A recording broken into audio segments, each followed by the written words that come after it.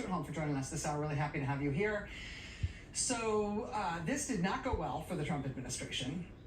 This is what it looks like in a court of law when you flounder and lose, and there is a court reporter there to write it all down. The judge. Right now, the court has before it a motion to enforce. I think there are some basic questions that have been posed here.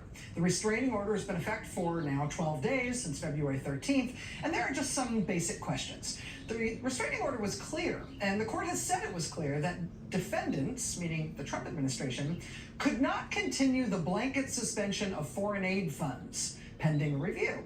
That was based on a finding that the plaintiffs had shown irreparable harm. It sounds like there's evidence right now that that irreparable harm has deepened. Now, the plaintiffs seem to be saying that the blanket pause by the Trump administration was not lifted in any meaningful sense. The judge then says to the lawyer for the Trump administration, quote, "I'd like you to tell me in simple terms what action you are aware of that the agency has lifted the blanket pause. Are you aware of steps that the agencies here have taken to actually unpause the disbursement of funds?" Trump administration lawyer response. So let me focus on that last point, if I might. The judge. Well, I actually want you to focus on my question. I do want to hear your full answer, but has the government unfrozen disbursements as to those contracts or assistance agreements for at least that period? Trump administration lawyer. So for the period before the restraining order, this is going back to the February 18th joint status report, the plaintiff's characterization of some of those decisions, and there's a wide variety, right, of grants and foreign assistance arrangements, contracts, was that all of them were under the same challenged authority, so there was a process. The judge, hey, the judge says, that's in the court transcript, hey, I guess I'm not sure why I can't get a straight answer from you on this. Are you aware of an unfreezing of the disbursement of funds?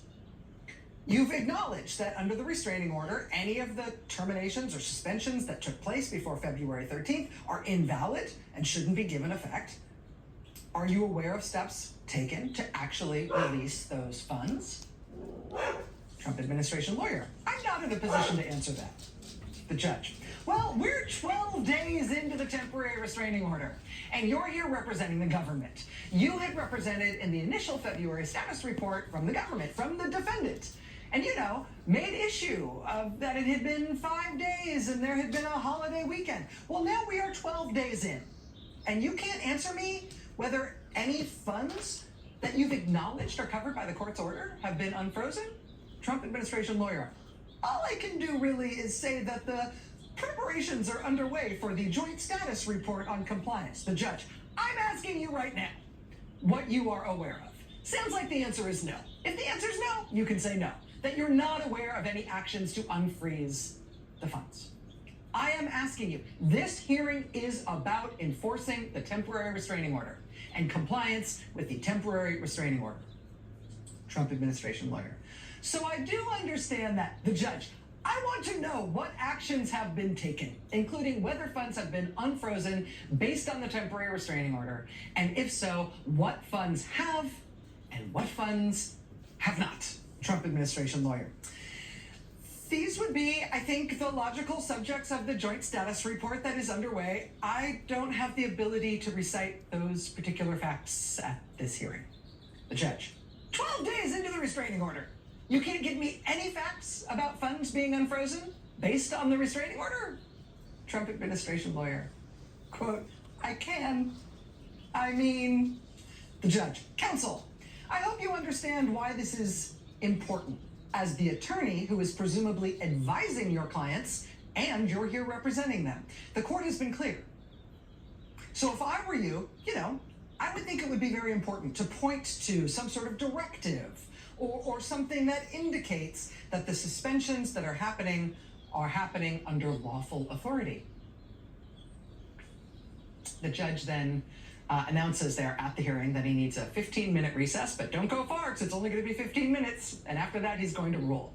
And he comes back after 15 minutes and he issues his ruling, which says in part, plaintiffs have submitted evidence that defendants, meaning the Trump administration, have not lifted the suspension or freeze of funds as the temporary restraining order required.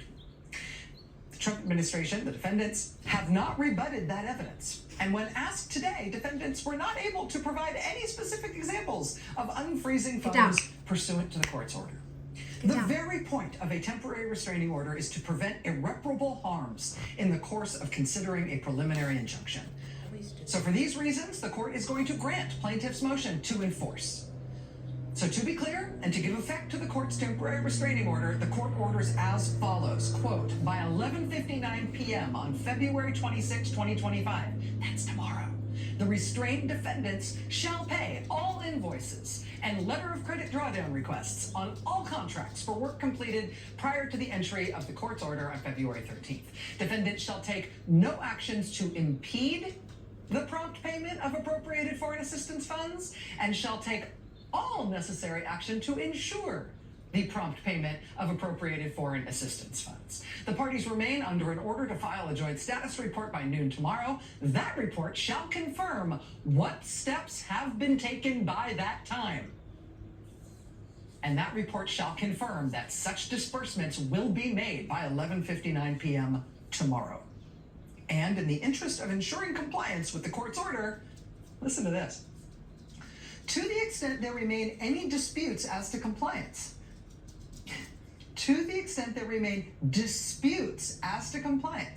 the parties shall identify agency officials, employees, or other witnesses who can testify under oath as to those disputes. And C. Federal District Court Judge Amir Ali in Washington today telling the Trump administration, you shut down foreign aid funds.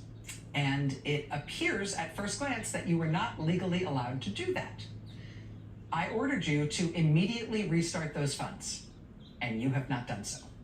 You now have until tomorrow to do it. And if you can't do it, or you have some excuse that makes you think you still ought not do it, I want the relevant officials in my courtroom and under oath telling me why they are not doing it. The motion to enforce is granted. Get those funds out the door by midnight tomorrow night. This nonsense is over. Just a humiliation for the Trump administration in court today. Not only not doing what they are legally required to do, but unable to even spit out a complete sentence justifying why they're not complying with the court's order. Just a legal disaster and a humiliation. And that court recessed after the judge gave his order at 1:09 p.m. today. And exactly 10 minutes later, at 1:19 p.m., 10 minutes after that legal humiliation today, this New York Times headline posted, Doge quietly deletes the 5 biggest spending cuts it celebrated last week.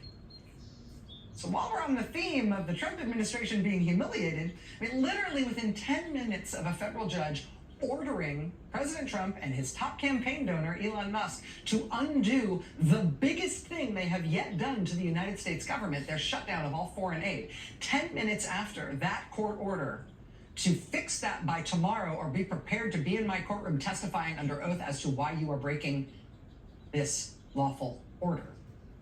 10 minutes of that, within 10 minutes of that, the New York Times posted a story on how the 5 largest other things they claim to have done to the U.S. government aren't real. And so they've had to take them down off their website and stop claiming that they did them. Quote, last week, Elon Musk's government cost slashing initiative, which he calls the Department of Government Efficiency, posted an online, quote, wall of receipts celebrating how much it had saved by canceling federal contracts. Now, the organization has deleted all of the 5 biggest, quote, savings on that original list, after the New York Times and other media outlets pointed out that those lists were riddled with errors. Quote, the last of the original top 5 disappeared from the site in the early hours of Tuesday. The website offered no explanation for why it had removed some items. But these were the original 5 largest savings on its list. First, an $8 billion cut at ICE, at Immigration and Customs Enforcement. The actual contract in question was worth not $8 billion, but $8 million. Next, three $655 million cuts at USAID. Quote, this was actually a single cut that was erroneously counted 3 times. In addition to not being $655 million 3 times, it's now only listed once, and instead of being listed at $655 million, it's listed at $18 million. So they were off there by hundreds and hundreds and hundreds and hundreds of millions of dollars. But wait, there's one more, a $232 million cut at the Social Security Administration, which appears actually, according to reporting from The Intercept, to be a project that is not worth $232 million. It is worth $560,000. So we're only off by... how big is the window in your calculator? And does it need batteries? So they're not sending their best. I mean, to the extent that we are supposed to think of the authoritarian overthrow of the US system of government as some sort of benevolent mission, because these are math geniuses who are doing it, right? To the extent that that's why we're supposed to like the dismantling of the US government, because they're so good at math, and so therefore this must be good for us. Yeah, it turns out their math doesn't work.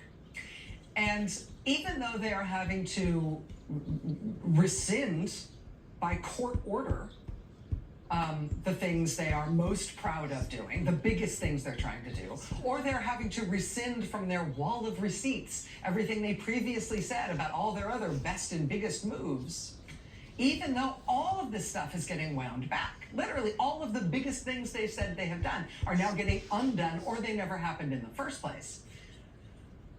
Even still though, it's not like they're getting better or more humble or more accurate over time. Back to that New York Times article today, quote, some of the new canceled contracts Doge added to its website this week appear to make some of the same types of errors.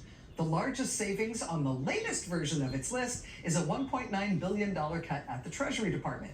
But as reported in the Times last week, that contract was actually canceled last fall, when Joe Biden was president and when Doge did not yet exist.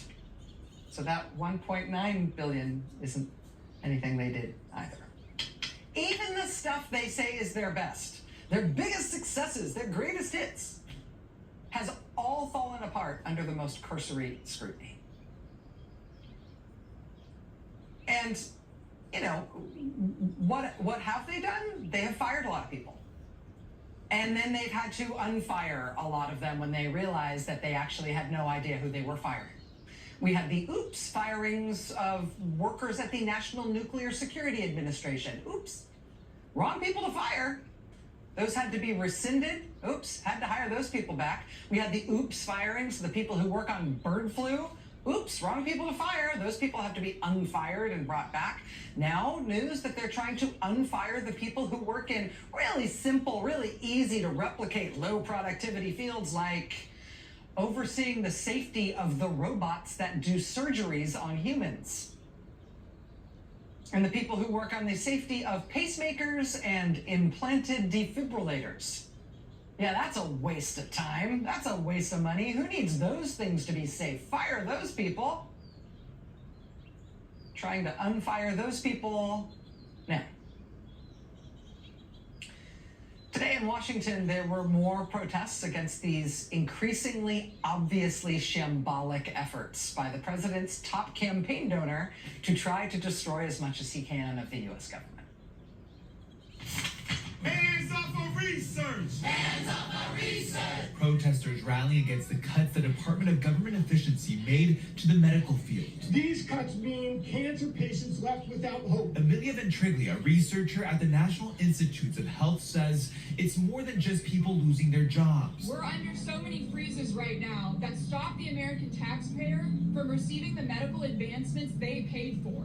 This is theft. Hours earlier, workers recently laid off by the federal government took their complaints directly to the Hart Senate office building on Capitol Hill.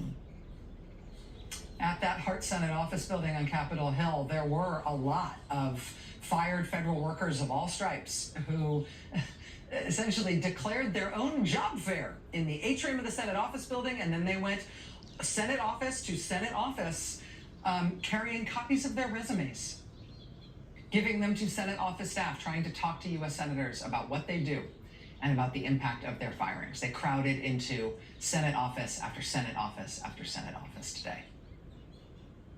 This follows the National Letter Carriers Union yesterday and people who support the post office showing up yesterday to give this answer to the Trump administration's efforts to dismantle the U.S. Postal Service, which I should mention is in the Constitution. So what do we say today? What about tomorrow? What about Wednesday? What about next Monday? What about next month? What about next year? We don't stop. Hell no! Hell no! Hell no! Hell no! The pushback against what Trump and his top campaign donor are doing to try to dismantle the government is real, and it is widespread, and it is increasingly sure-footed. It is in the courts where they are winning the overwhelming majority of court proceedings.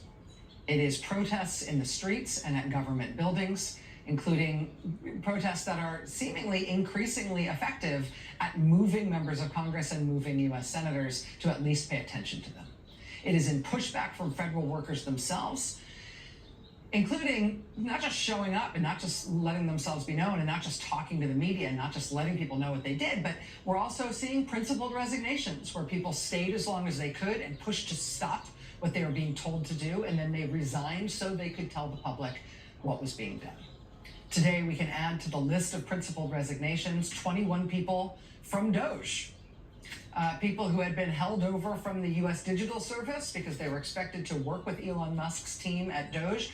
21 of them resigned today saying, quote, "We will not use our skills as technologists to compromise core government systems, to jeopardize American sensitive data, or to dismantle critical public services. We will not lend our expertise to carry out or legitimize Doge's actions." Again, 21 members of the Doge service resigning today. The thing that is emerging, we're now 5 weeks and a day into this thing. The thing that is emerging as the real weak card in their hand, and I don't know if we should have known to expect this or not, but it's just becoming more and more increasingly obvious with each passing day. Their weakness is that they kind of suck at what they're trying to do. I'm sorry to use that phrase, but they really do appear to be terrible at their intentional actions, right? And, you know, you don't want like a surgical robot to be terrible at what it does. You don't want your letter carrier or your research scientist or your park ranger to be terrible at what they do. We need those folks to be good at what they do, and by and large, they are. The person you actually want to be terrible at his job is the guy who thinks it's his job to destroy your country's government. And Elon Musk is turning out to be very much up to that task. I mean, amid all the pushback of all these various kinds, the best assistance the pushback is getting from the Trump and Elon Musk side is that Elon Musk really does appear to have no idea what he is doing, and it is showing more and more every day. And so it is really hurting what he is trying to do, which is so sad. Just take, for example, a short version of this saga from the last few days of Elon Musk initiating this email to all federal workers, including, hopefully, some people who no longer have access to their email because he ordered that they be put on leave and locked out of government computer systems. Oops, but that's how he's trying to contact them now, by sending them emails to email addresses he won't allow them to check. Awesome. But this email, as you know, told everybody that they needed to give Elon Musk a list of the things they had done in the past week, or else. If they didn't send him this list, that would be taken as a resignation. And immediately we saw multiple government agencies tell their workers, do not do this. Do not respond to this. The Defense Department, the FBI, the Office of the Director of National Intelligence, the State Department, the Homeland Security Department, the Education Department, the Commerce Department, the FDIC, the IRS, the Energy Department, FEMA, the CDC, the NIH, the National Oceanic and Atmospheric Administration, our beloved NOAA. They all told the people who work at those agencies, do not respond to this. And in that list, I just mentioned a few different components of the Department of Health and Human Services. Just looking at that one agency for a second to get a sense of how this played in an agency that is now run by Robert F. Kennedy Jr. I mean, look at how this played there. Elon Musk sends this like middle of the night insane email to everybody who works at HHS, everybody who works in the rest of the government. At HHS, they initially told their employees Sunday morning that they needed to respond to this email and do what Elon Musk said. Then an hour later, an email went out from the Trump-appointed acting director of the NIH, which is part of Health and Human Services. And that person told all NIH employees, oh, no, do not respond to this. Then a few hours after that, HHS, as an overall agency, told all employees, actually pause, maybe hold just a second, we're not sure. The ultimate advice given to people who work at HHS was that they could respond to Elon Musk's threatening email if they wanted to, but they didn't have to. And if they did, quote, do not identify by name or title any other HHS employees with whom you have been working. Do not identify by case name or otherwise matters you are working on. Do not identify any specific grants or contracts or any specific grantees or contractors. If you are engaged in any scientific experiments, research, or reviews, do not provide information that could allow anyone to identify the precise nature of your work. The advice ended with this, quote, assume that what you write will be read by malign foreign actors and tailor your response accordingly. That's how well this thing is going. The Office of Personnel Management, which is the entity under which Musk sent out this insane, like, apparent prank email, the Office of Personnel Management then tried to sort of cancel Musk's threatening email, saying, oh, we can't believe anybody took that seriously. Why did you think you had to do that? Obviously, complying with that request would be totally voluntary. You don't have to respond. And if you don't send it back, that won't be taken as your resignation. Where did you get that idea? That, forget everything we just said, email from the Office of Personnel Management appeared to be a knock-on effect, sort of a side effect requirement that they didn't foresee that had been set in motion thanks to another legal entanglement the Musk gang got themselves into when they set up this dodgy government-wide email system that enabled this nonsense in the first place. As part of setting up that email system, they apparently promised that any email they sent on that dodgy system would never involve compelled compliance to respond from government workers. So then when they told government workers, you'll be fired if you don't respond, they had to say, just kidding. It was a weekend, it was late, we were a little, you know. Then Elon Musk thereafter said, no, I mean it, you do have to respond. I mean, if you were like in a grunge band in 1977 and all of you did like a lot of drugs, if one of you tried to fire the other members of the band, the rest of the band wouldn't take you seriously trying to do it this way. And here is the president's top campaign donor saying this is how he's firing the whole federal government. Really? Another one of the recent legal entanglements for the stuff he's already tried to do, forced the Trump administration to insist to a federal court recently that Elon Musk actually doesn't have a job that the president, of the type the president keeps describing.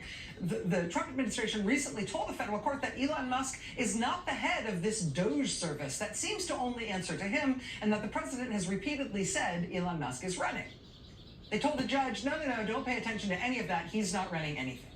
That led to an especially awkward moment at the White House press briefing today, in which the White House press secretary insisted that Elon Musk, per that attestation to the court, Elon Musk is not running Doge, and somebody else is. But she said she couldn't say who it was. She said, quote, I'm not going to reveal the name of that individual from this podium. A few hours later, the White House announced that somebody nobody ever heard of is the real head of Doge, not Elon Musk. There is a person running this government agency. It's not Musk.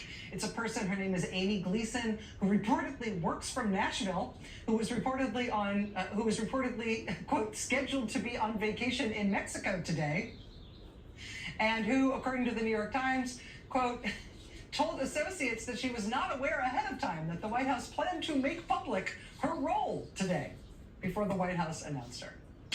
So, random Tennessee resident on vacation in Mexico, phone starts blowing up. They're saying I have what job? I have Elon Musk's job? That's what they want me to say as my job? They want me to say I'm running Tesla? No, running Doge. That's what they want me to say as my job. In Washington? Did I mention that I live in Tennessee and I'm currently in Mexico? Okay, what do you want me to say?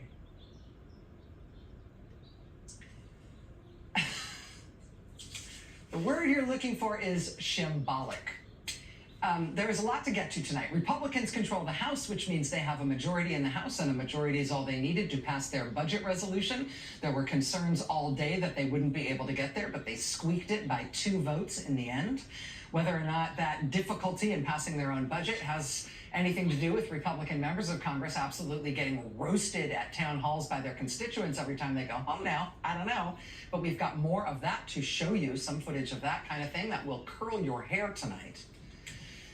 Honestly, though, if you were looking for a theme in today's news, it is that the pushback against these guys really does seem to be finding its footing and increasing success, while the Trump side, in meaningful ways, appears to be coming to the end of its initial spurt of energy, starting to crash out a little bit, starting to stall and sputter. Watch this space. Lots to get to tonight. Stay with us.